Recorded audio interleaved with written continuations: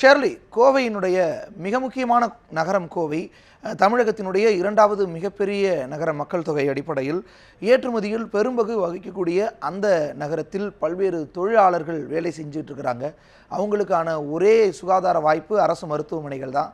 அந்த அரசு மருத்துவமனைகளை அரசு எந்த அளவுக்கு பேணி பாதுகாக்குது, அதனுடைய உண்மை நிலவரம் என்ன, கள நிலவரம் என்ன ஷெர்லி? வணக்கம் தேவேந்திரன். கோவை அரசு மருத்துவக் கல்லூரி மருத்துவமனை என்பது கோவை மக்களுக்கு மட்டுமல்லாது கோவையில் இருக்க சுற்று வட்டார பகுதியைச் சேர்ந்த 8 மாவட்டங்கள், அதாவது ஈரோடு, திருப்பூர், நீலகிரி போன்ற பல்வேறு மாவட்டங்கள், 8 மாவட்டங்களைச் சேர்ந்த பொதுமக்களும் இந்த அரசு மருத்துவமனை தான் நம்பி இருக்காங்க. சென்னைக்கு அடுத்தபடியாக பெருநகரமான இருக்கக்கூடிய கோவையில் இது ஒரு மிகப்பெரிய மருத்துவமனையாகவே கருதப்படுகிறது. ஆனால் இந்த மருத்துவமனையில் இருக்கக்கூடிய குறைபாடு, மிக முக்கியமான குறைபாடு என்னவென்று பார்த்தோம்னால், தற்போது அதிகரித்து வரக்கூடிய இருதய நோய் சம்பந்தமான சிகிச்சைகள் இங்கு அளிக்கப்படுவதில்லை. குறிப்பாக பார்த்தோம்னா, கடந்த 5 ஆண்டுகளில் மட்டும் கோவை மாவட்டத்தில் சுமார் 1,23,000 பேர் மக்கள் வந்துட்டு காப்பீட்டு திட்டத்தின் மூலமாக பல்வேறு சிகிச்சைக்காக சிகிச்சை பெற்று வந்தனர். அதில் 30% மேலானோர் இருதய சிகிச்சையை மேற்கொண்டிருக்கிறார். இதில் பார்த்தோம்னா இதோட 30% மக்கள், சுமார் 40,000க்கும் மேற்பட்ட மக்கள் ஆண்டுகளில் தனியார் மருத்துவமனையில் தான் தங்கள் இருதய சிகிச்சை, அதாவது ஆன்ஜியோ செய்வதாகட்டும், இருதய அறுவை சிகிச்சை செய்வதாகட்டும் தனியார் மருத்துவமனையை நாடக்கூடிய நிலையில் உள்ளது. ஆனால் அதே திட்டம் இந்த அரசு மருத்துவமனையில் செயல்படுத்துவோமானால் அந்த மக்களுக்கு இலவசமாகவே இந்த சிகிச்சைகளானது அரசு மருத்துவமனையில் வழங்கப்படும். ஏழை எளிய மக்கள் கூட தங்களுடைய இருதய சிகிச்சை, அதாவது ஒரு இருதய அறுவை சிகிச்சை கூடிய மிகப்பெரிய சிகிச்சை கூட இந்த இலவசமாக மருத்துவமனையில் செய்யக்கூடிய வாய்ப்புகள் ஏற்படும். ஆனால் இந்த மருத்துவமனையில் அத்தகைய வசதி இல்லை. இது தொடர்பாக பலமுறை கோரிக்கை விடுத்தும் இந்த செயல்பாடுகள், அதாவது இருதய சிகிச்சை தொடர்பாக நடவடிக்கைகள் மேற்கொள்ளப்படும் என்று கூறி வந்தாலும் அந்த நடவடிக்கைகளானது மிகவும் ஆமை வேகத்திலேயே நடைபெற்று வருகிறது. இதனால் பல்வேறு மக்களும் தங்கள் இருதய அறுவை சிகிச்சை மற்றும் இருதய சம்பந்தமாக சிகிச்சை மேற்கொள்வதற்கு தனியார் மருத்துவமனையை நாட உள்ளது. இது குறித்து நம்முடைய இருக்கக்கூடிய ஆர்வலரிடம் கேட்கலாம். வணக்கம் சார். இப்போ இந்த இருதய சிகிச்சை தொடர்பாக இந்த நம்ம மருத்துவமனை, அதாவது அரசு மருத்துவக் கல்லூரி மருத்துவமனையில் இல்லை, இதை நீங்கள் எப்படி பார்க்குறீங்க சார்? இந்த ஹாஸ்பிட்டலில் இதயத்துக்கு சம்மந்தப்பட்ட பிரிவு, தனிப்பிரிவு இல்லாதது மிகப்பெரிய வருத்தத்தை கொடுக்குது.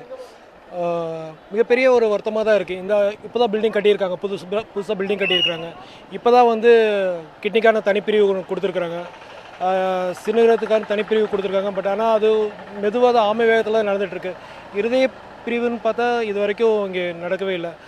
முதலுதவிக்காக இங்கே வராங்க, ஏழை மக்கள் எல்லாம் வராங்க. ஆனால் அவங்களுக்கு ஒரு குறைந்த அளவு தான் சிகிச்சை கொடுக்குறாங்க. ஆனால் சுற்று வட்டாரத்தில் இருக்கிற 7-8 மாவட்டங்களுக்கு இது ஒரு ஹாஸ்பிட்டல் தான் ஒரு பெரிய ஒரு இதை வரப்பிரசாதமாக இருக்குது. ஆனால் இங்கே இவங்களுக்கு சிகிச்சை இல்லைன்றது ரொம்ப வருத்தமாக இருக்குது. பெரும்பாலான ஏழை மக்கள் எல்லாம் தனியார் ஹாஸ்பிட்டல் தான் போகிறாங்கன்னா அங்கே எந்த அளவுக்கு அவங்களுக்கு பண வசதி இருக்கும், பொருளாதாரம் பிரச்சனை இருக்கும் இல்லையா? அதனால் இந்த ஹாஸ்பிட்டலில் ஒரு கார்டியாலஜிஸ்ட்காக தனியாக ஒரு பிரிவு கொடுத்தாங்க அப்படின்னா ஏழை மக்கள் எல்லாம் மிகப்பெரிய அளவில் பயன்பெறுவாங்க. அதுவும் இல்லாமல் அதிக அளவில் இதயத்தால் பாதிக்கப்படுறவங்க ஏழை மக்களாக இருக்கிறாங்க. அவங்களுக்கு ஒரு சரியான ஒரு பாதுகாப்பு இல்லை. அதுக்காக ஒரு ஆன்ஜியோகிராம் பண்ணுறதா கூட ஒரு 10,000லேருந்து 20,000 வரைக்கும் தனியார் மருத்துவமனையில் கேட்க வேண்டியதாக இருக்கிறாங்க. இந்த ஹாஸ்பிட்டலில் ஒரு மருத்துவ காப்பீடு இருந்துச்சு அப்படின்னா மிகப்பெரிய ஒரு பயனாக இருக்கும். அதுவும் இல்லாமல் பார்த்திங்கன்னா இங்கே இருக்க கிட்னி, சிறுநீரகத்துக்காக இப்போ தான் ஆரம்பிச்சிருக்கிறாங்க. அதுவும் ரொம்ப பொதுவாக மெல்லமாக தான் போயிட்டுருக்கு. அதுவும் இல்லாமல் இங்கே பார்த்தீங்கன்னா இப்போ இந்த ஹாஸ்பிட்டலில் கம்பவுண்டு டேப்லெட் கொடுக்குறதுக்கான ஒரு கம்பவுண்ட் பார்த்திங்கன்னா நிறைய இடத்துல இல்லை, ஒரு இடம் தான் கொடுத்துருக்குறாங்க. அதுலேயும் பார்த்திங்கன்னா 12 மணி நேரம் க்ளோஸ் ஆயிரும். பாதி பேர் டேப்லெட் இல்லாமல் தான் வெளியே போயிட்டுருக்குறாங்க. இந்த மருத்துவக் கல்லூரி மருத்துவமனை பொறுத்த வரைக்கும் சுகாதாரம் எந்த அளவுக்கு பாதுகாக்கப்படுது? ஏன்னா பல்வேறு மாவட்டங்களிலிருந்து இங்கே மக்கள் வராங்க. ஒரு நாள் ஒன்றுக்கு 3000க்கும் மேற்பட்ட மக்கள்கள் பல்வேறு பகுதியிலிருந்து வராங்க, கேரளாவிலிருந்து கூட வராங்க. சுகாதாரங்கிறது இங்கே எந்த அளவுக்கு பாதுகாக்கப்படுது? இப்போ தான் ஆரம்பிச்சிருக்கிறாங்க. ஹாஸ்பிட்டலில் இப்போ தான் புதுசாக கட்டியிருக்காங்க. டாய்லெட் ஃபெசிலிட்டிஸ் கொஞ்சம் கம்மியாக தான் இருக்குது, மற்றபடி பிரச்சனையாக தான் இருக்குது.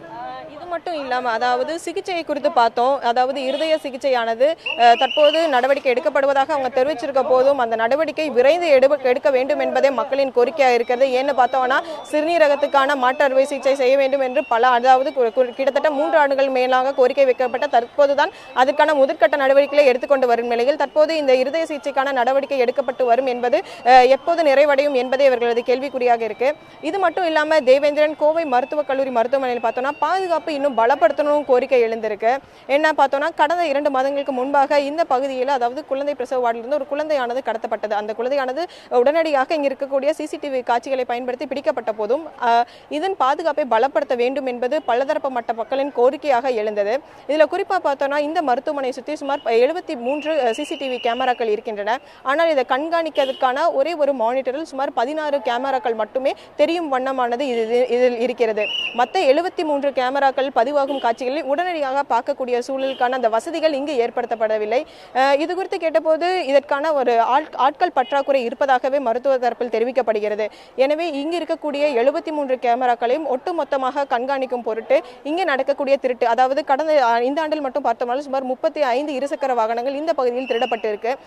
இந்த மாதிரியான திருட்டு சம்பவங்களாகட்டும், இங்கே வரக்கூடிய பொதுமக்களுடைய உடைமைகள் பாதுகாக்கப்படுவதற்காகட்டும், இங்கு இருக்கக்கூடிய சிசிடிவி கேமராக்கள் பொருத்தப்பட்டாலும் அதனை முறையாக அனைத்து கேமராக்களும் ஒரே முறையில் கண்காணிக்கிறதுக்கான நடவடிக்கையும் எடுக்க வேண்டும் என்பது இங்கு இருக்கக்கூடிய மக்களின் கோரிக்கையாக இருக்கு. தேவேந்திரன்.